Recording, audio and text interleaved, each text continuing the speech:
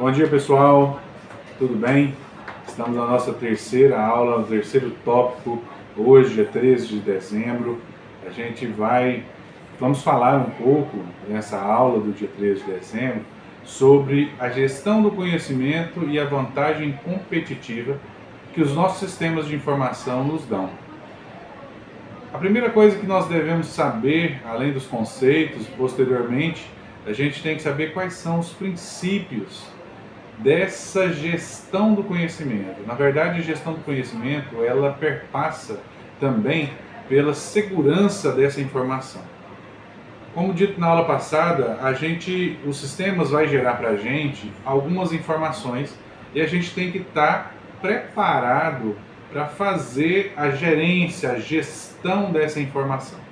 Porque nós temos dados sensíveis, nós temos dados de clientes, e esses dados no mundo atual, a modernização, a implantação de vários tipos de sistemas e as oportunidades que vêm com essa informação, pode ser que a gente seja também responsabilizado pela divulgação dela. E essa divulgação, uma divulgação tanto quanto irresponsável. Se por acaso existir essa divulgação, é claro. Por quê? Porque a informação como um todo, ela tem que estar muito bem gerida, ela tem que estar muito bem guardada. Ela não pode simplesmente, eu quero, eu faço.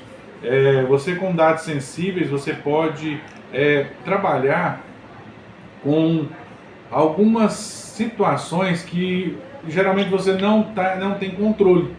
E essa falta de controle pode ser que gere algumas oportunidades que não são boas, porque não é bem oportunidade, mas sim pode trazer algumas consequências. Porque se você divulga muita coisa que você não tem, ou você não tem acesso, ou desculpa, não acesso, mas não tem autorização, você pode ser responsabilizado até juridicamente.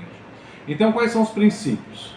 Vamos focar um pouquinho na LGPD, como governança, como gestão de conhecimento. A LGPD também nos dá um norte de como tratar essas informações. Mas essa informação, quando ela é gerada e a gente tem ela, como que a gente pode aferir a eficiência da segurança dessa informação?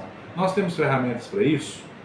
Nós temos pessoal designado e preparado para isso?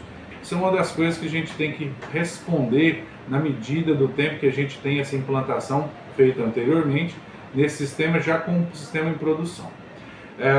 Nós temos umas ferramentas chamadas auditorias, que elas podem ser tanto internas quanto externas.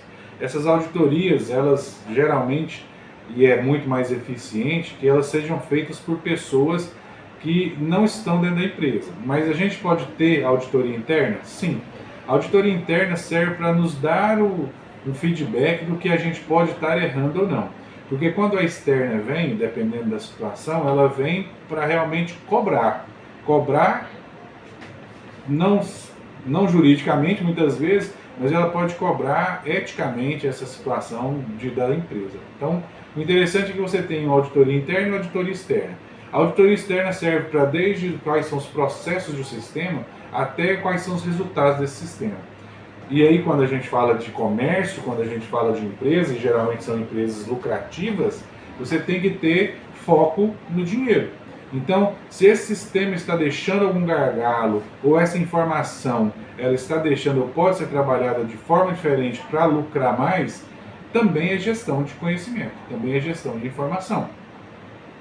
Existe, por exemplo, uma norma padronizada para que eu possa gerir a segurança dessa informação?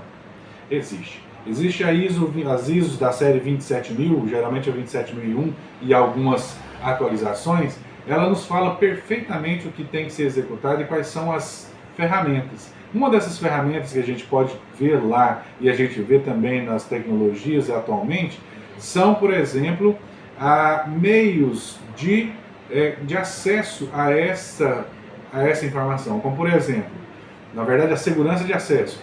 Uma criptografia. Vocês sabem o que é uma criptografia? O que é que consiste em criptografar alguma coisa? A criptografia nada mais é do que você, por exemplo, pegar uma informação, embaralhar essa informação de forma com que uma pessoa que não sabe as regras desse embaralhamento, ela não possa usar. Mas e do outro lado? E quando eu estou transmitindo, por exemplo, para um cliente ou para uma outra filial, um outro setor, essa pessoa do outro lado está preparada para desembaralhar essa informação e utilizar? Isso é criptografia. É você garantir que de um lado embaralhou e que do outro lado vai poder fazer esse desembaralhamento para que você adeque a informação e você possa utilizar. Também nós temos outras ferramentas, como por exemplo, a autenticação em multifatores. Você já acessou algum site que aí te pede para que você desenhe ou que você defina quais são as fotos que se tem para que você tenha acesso? Hoje é muito comum. Outra autenticação multifator é você colocar o seu login. Sabem o que é login? Seu usuário, sua senha.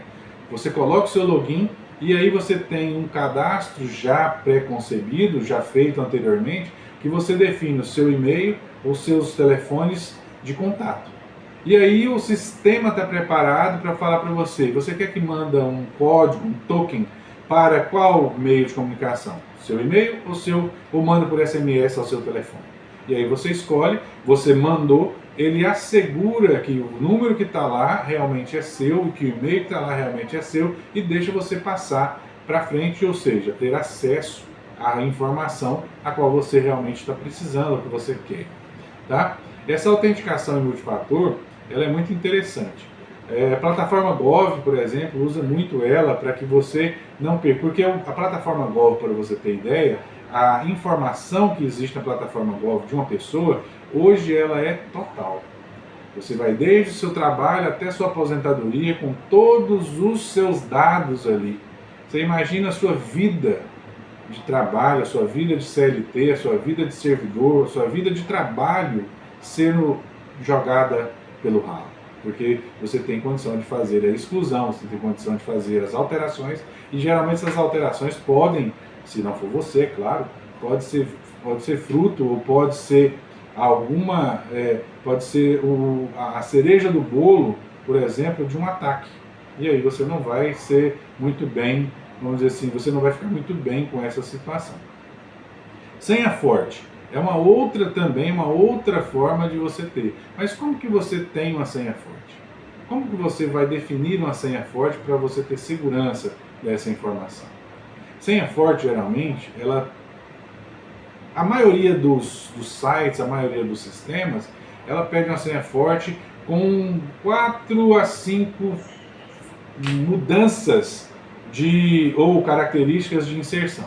Por exemplo, uma senha forte, ela vai misturar letras do alfabeto maiúsculas e minúsculas, números e também caracteres especiais. O que são caracteres especiais? Um arroba, um cerquilha, um hashtag, que é o cerquilha, um sinal de exclamação, de interrogação, dependendo do seu posicionamento. Numeração hoje em dia é muito simples de fazer a descoberta. Os hackers e os crackers, na verdade os crackers aí, eles conseguem em questões de minuto uma senha, às vezes segundos, uma senha numérica. Pode ser de qual tamanho for, ele consegue detectar. Tá? Mas nós temos uma ferramenta também para segurança, não segurança de você disponibilizá-la, mas a segurança de guarda, de salvamento, que é o quê? O backup.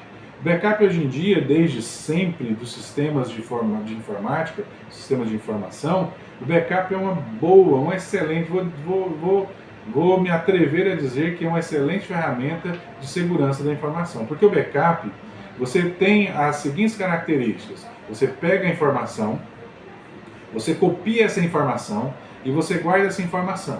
Mas essa informação, a cópia dela, a cópia que você salvou, ela tem que estar principalmente em uma máquina diferente, você tem que estar disposta em dispositivos diferentes, em formatos diferentes, em lugares diferentes. Você não pode ter, por exemplo, um backup na sua própria máquina. Vamos pensar que a máquina seja roubada. E aí? Cadê a sua informação? Estava lá na máquina. O disco que a gente chama de hard disk, ou disco da máquina, o HD no caso, né?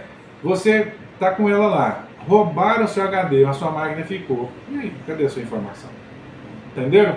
Eu acho que eu deixei bem claro que você tem um certo sistema de fazer backup. Bom, na gestão do conhecimento, a gente também tem que estar a par das tendências desse sistema de informação. Por exemplo, quais são as tendências hoje mais atual? A inteligência artificial. A inteligência artificial hoje, ela pega com a nossa informação, com nossos vídeos, ela pode gerar outros conteúdos, ela pode gerar uma gama muito grande de bonequinhos para você fazer com sua voz, eles consigam fazer marketing, por exemplo, chamados de marketing digital, que vocês estão vendo na outra disciplina, entenderam? Você tem também o armazenamento ou a computação na nuvem, o chamado em inglês de cloud computing, que você faz o quê? Você armazena esse dado lá na nuvem. Eu, professor Ricardo, eu sou um pouco ainda não tão crente nesse armazenamento na nuvem. Por quê? Porque esse armazenamento ele pode ser na nuvem para nós, criadores da informação. Mas essa informação ela está gravada em um local físico. Sim, ela está no local físico. Mesmo que ela seja na nuvem, mas ela está em um local físico. E esse local físico, ele é garantido? Ele tem um backup? Ele tem uma replicação? Ele tem uma disponibilidade dessa informação, que é uma característica de estar a informação segura, é ter a disponibilidade dela. Nós vamos ver isso com um pouco mais de detalhamento nas nossas aulas, desde o primeiro até a terceiro tópico. Nós temos também as questões de privacidade e personalização dessa informação. Por exemplo, nós temos na tendência hoje de sistemas que estão focados na segurança da informação e também no atendimento ao cliente. Esse cliente ele tem acesso, ou um cliente tem acesso à informação do outro.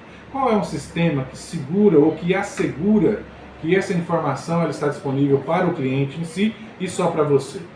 Nós temos um sistema específico? Sim, nós temos. Nós vamos falar sobre ele no nosso tópico 3, no dia 13 de dezembro. Também nós temos a automatização de processos. Qual seria um sistema responsável por automatizar e dinamizar, vou me atrever a dizer, dinamizar esses processos? Nós temos também esse sistema, tá? Então, olha só. E para finalizar, nós vamos falar um pouquinho que não podia, eu como um aluno de doutorado em desenvolvimento e análise de desenvolvimento de sistemas e também de meio ambiente, nós temos que falar da sustentabilidade. Hoje, o comércio, a inovação de produto, a inovação de atendimento, nós precisamos dessa característica de ser sustentável?